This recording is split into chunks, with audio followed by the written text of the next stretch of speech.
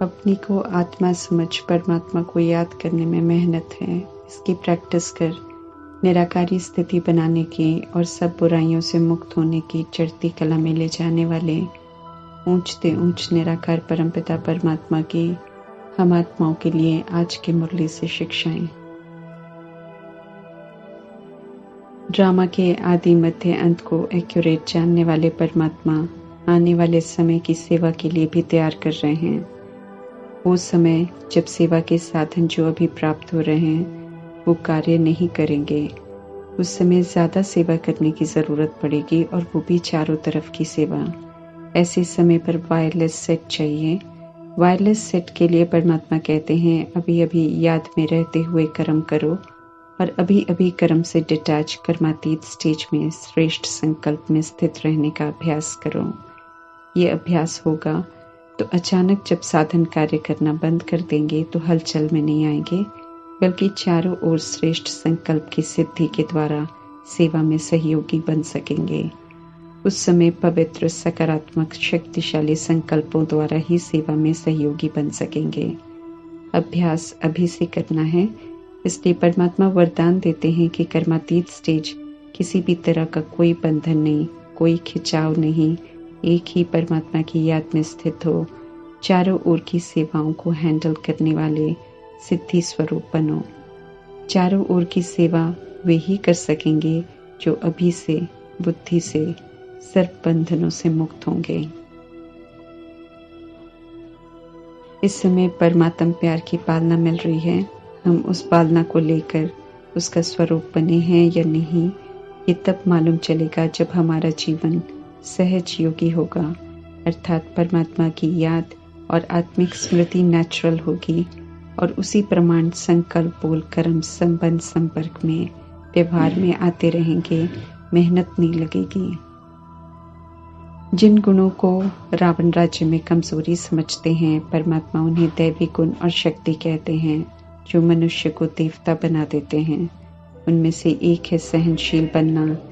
एक पिता की संतान, आपस में रूहानी भाई भाई का रिश्ता, लेकिन ड्रामा में दे अभिमान के कारण सब मतभेद के, वैर भाव के, विकार के हिसाब बना लेते हैं। परमात्मा पुनः रिश्तों में रूहानियत और आपसी रूहानी प्रेम फिर से धारण कराने आए हैं, सारे हिसाब किताब चुकतो कराने आए हैं। परमात्मा समझाते हैं कि इस कर्म भूमि में हम जो देते हैं वही हमें वापस मिलता है। कयामत के इस हिसाब किताब के समय में निंदा भी होगी, स्तुति भी होगी, हार भी होगी तो जीत भी होगी, परंतु हमें दोनों में समान रहना है, किसी भी बात से प्रभावित नहीं होना है। सब कुछ रिटर्न में मिल रहा है तो दोनों को स्वीकार कर दुआएं देकर अकाउंट को क्लोज करना है। हम सभी तमो प्रधान बने तो प्रकृति और तत्व भी तमो प्रधान हो गए। प्रकृति का भी दुरुपयोग किया, इसलिए प्रकृति के प्रति भी जो हिसाब किताब है उसे चुकतो करना है, सहनशील बनकर।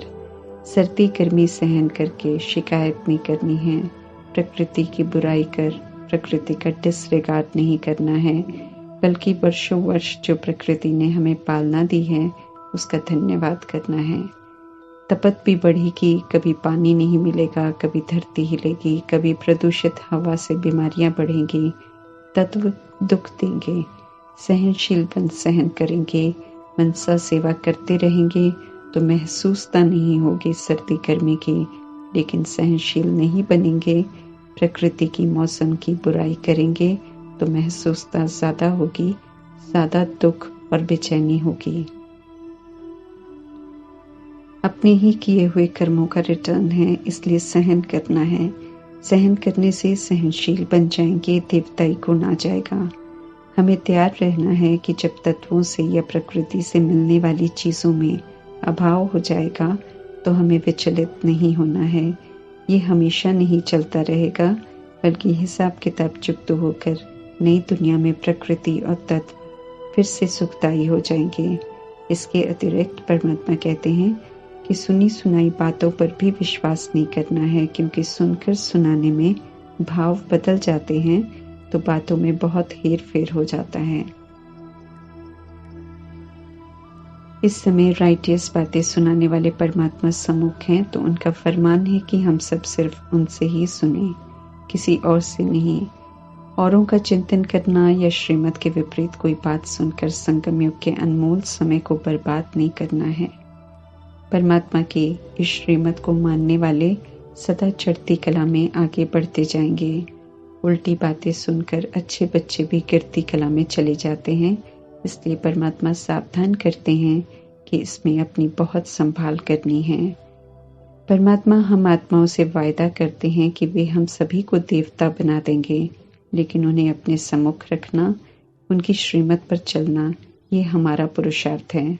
सदा उन्हें सामने रखेंगे, उनकी शिक्षाओं पर चलेंगे, अपनी मनमत नहीं चलाएंगे, परमत नहीं लेंगे तो देवता बन ही जाएंगे। जब तक परमात्मा का परिचय नहीं मिला था, तब तक भी देखा जाए तो परमात्मा को तभी याद करते हैं जब दुख होता है। इसी तरह परमात्मा कहते हैं कि द्वापर युग से कलयुग तक पूरा कल्प किसी ने भी पूरा याद नहीं किया है। भक्ति मार्ग में मेहनत बहुत है, यज्ञ तप दान पुण्य करते हैं परमात्मा से मिलने के लिए, परंतु ज्ञान मार्ग में परमात्मा का बनने की देर है। कर्मेंद्रियों से कुछ करने का नहीं है, उनका बनने से उनकी जायदाद के मालिक बन जाते हैं। गीत गाने, तालियां बजानी, घंटा घड़ियाल बजाना, ये भक्ति मार्ग के कर्म हैं। परमात्मा कहते हैं साइलेंस में मुझे याद करो। जितना याद में रहेंगे उतना आत्मा की शक्ति बढ़ेगी। शक्ति बढ़ानी जरूरी है क्योंकि दैवी गुणों की धारणा करनी है। खान पान शुद्ध सात्विक रखना है ताकि बुद्धि एकाग्र रहे। भोजन का प्रभाव मन पर बहुत पड़ता है और मन चंचल हो जाता है, इसलिए खान पान की संभाल करनी है। हे राम, हाय भगवान कहकर परमात्मा को पुकारना नहीं है, क्योंकि परमात्मा तो सम्मुख हैं, उनसे शिक्षाएं मिल रही हैं। अब शिक्षाओं पर चलकर आत्म अभिमानी बनना है, पक्का करना है, खुद को समझाना है कि मैं आत्मा अविनाशी हूँ, शरीर विनाशी है। आत्मा ही संस्कार धारण करती है, तो देह अभिमान के संस्कार छोड़कर आत्म अभिमान के संस्कार धारण करने हैं। मेहनत है, क्योंकि 63 जन्म के देह अभिमान के संस्कार को छोड़ना है और आत्म अभिमान के संस्कार धारण करने हैं थोड़े समय में। बुद्धि में ये रखना है कि बेहद के पिता मिले हैं और अब हमें सिर्फ उनकी ही मत पर चलना है। परमात्मा के लिए ही गायन है भक्ति मार्ग में कि वे ही माता पिता बंधु सखा हैं, क्योंकि उन्होंने संगम युग में आकर सर्व संबंधों का सुख दिया है। प्रैक्टिकल में उनके साथ में हर संबंध की मिठास है। इस समय अपने को आत्मा समझ परमात्मा को याद करेंगे तो उनसे सर्व संबंधों का सुख स्वतः ही मिलेगा, फिर कहीं और आंख नहीं डूबेगी।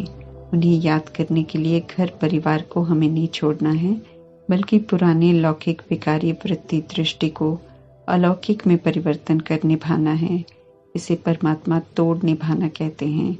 युक्ति से, रूहानी प्यार से संबंधियों को भी समझाना है कि परमात्मा कहते हैं कि विनाश का समय नजदीक है, आसुरी दुनिया खत्म होनी है, देवताओं की दुनिया आनी है। ऐसी दुनिया में जाने के लिए, दिव्य बनने के लिए परमात्मा कहते हैं कि खान पान भी शुद्ध करो। यहाँ रहते ही नई दुनिया की विशेषताओं को धारण करना है। समय कलयुगी रात के अंत का है। इस थोड़े से समय में दैवी गुणों को धारण करना है, फिर सुबह हो जाएगी। परमात्मा पढ़ाते हैं, विधि बताते हैं, फिर खुद का टीचर बन खुद को समझाना है, खुद को चेक करना है, अपनी कमियों को खुद देखना है, करेक्ट करना है, फिर खुद को चेंज करना है।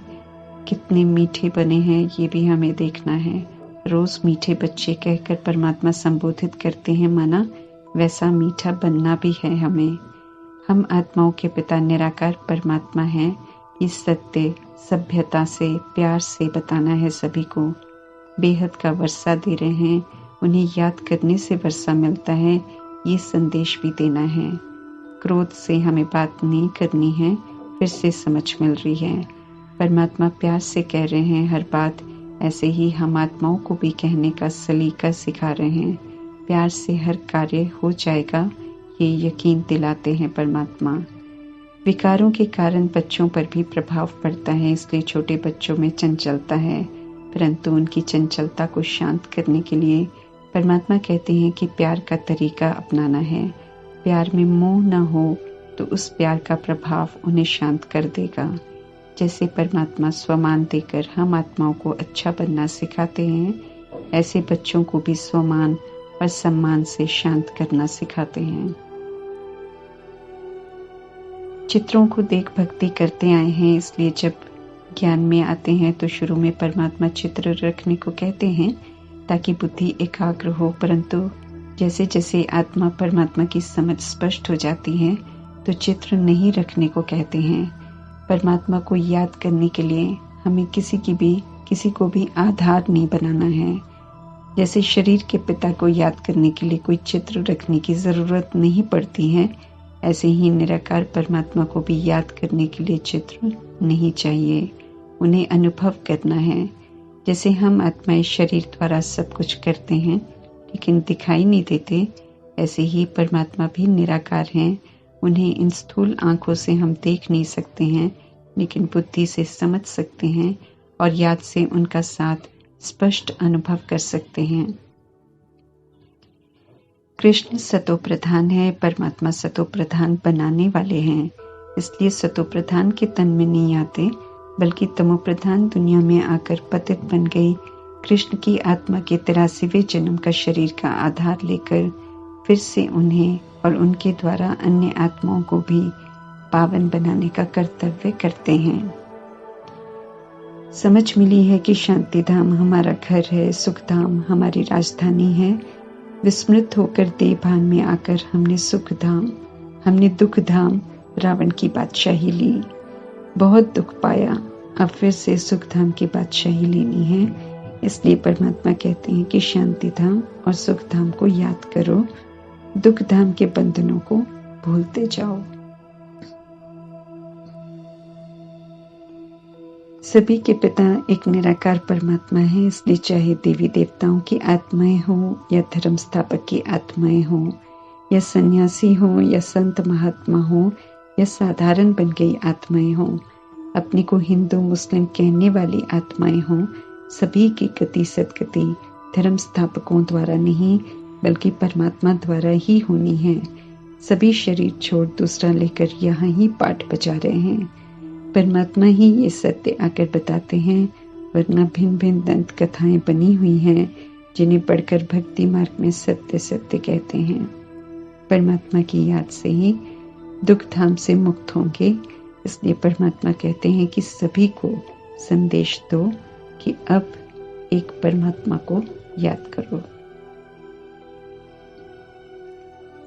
अपने को आत्मा समझ परमात्मा पिता को याद करना, इसमें ही मेहनत है, लेकिन कोई भी ऐसी मेहनत की प्रैक्टिस नहीं करते हैं। इसकी शिकायत कर परमात्मा पुनः ध्यान खिंचवा रहे हैं कि आत्मा को रियलाइज करो, परमात्मा को जानो, आत्मा भी बिंदी परमात्मा भी बिंदी, इसे समझो और फिर याद करो। राजधानी स्थापन हो रही है, 21 जन्मों की प्रारब्ध बनाने का समय है, तो कितना पुरुषार्थ करना चाहिए। जितना पुरुषार्थ करेंगे उतना ऊंच मर्तबा प्राप्त करेंगे। परमात्मा की गारंटी है कि वे पावन बना देंगे, बशर्ते हम उनकी श्रीमत प्रमाण चलें। निश्चय हो हमें कि हम 84 जन्म लेते हैं, निश्चय हो कि हम सतयुगी देव आत्मा हैं, तो पुरुषार्थ भी रॉयल होगा, साधारणता समाप्त हो जाएगी। हमें अफसोस नहीं करना है कि ज्ञान में हम लेट आए हैं, बल्कि परमात्मा कहते हैं कि ज्ञान योग की विधि इतनी स्पष्ट है कि सहज ही last so fast, fast so first जा सकते हैं। शुरू में तपस्या परीक्षाएं सादा थी, इसलिए कई लोग छोड़कर चले गए। जो अटल रहे वे बाप समान बने। तो परमात्मा कहते हैं हो सकता है जो कह रहे हैं कि वे जल्दी आते, वे शुरू में आते तो छोड़कर चले जाते, क्योंकि शुरू में विरोध भी बहुत था। जब भी आए हैं भाग्यशाली हैं कि स्वयं का परमात्मा का सत्य परिचय मिला। अभी तो ऑनेस्ट रहकर परमात्मा की श्रीमत पर चलकर पवित्र बन ऊंच मर्तबा लेने का पुरुषार्थ करने का अटेंशन रख। थोड़े समय में मेकअप कर रेस में आगे बढ़ना है और मंजिल तक पहुंचना है। ओम शांति।